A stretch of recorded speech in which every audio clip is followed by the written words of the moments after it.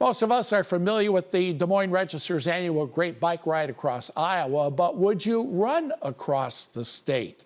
Well, that's the goal this coming May for Skylar Watson. He's training to run 311 miles across the state of Iowa from May 7th to the 11th. The run raising money for the Masonic Charities group working to improve the lives through education and community support. Watson says Iowa Masonic Charities, well, they do a lot of work across the state and much of it goes unnoticed.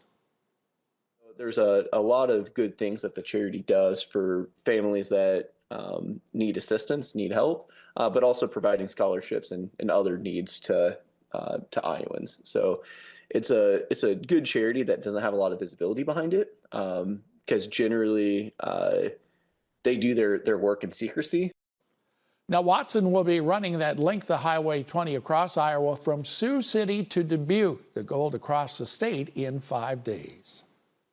The intent is not to get like an 8-hour sleep at night. It's more of taking periodic breaks, like cat naps throughout, resting when I feel like I need to rest. Now, to follow along on Watson's journey or to donate to the charity run for the Iowa Masonic Charities, you can visit this story by going to ktiv.com.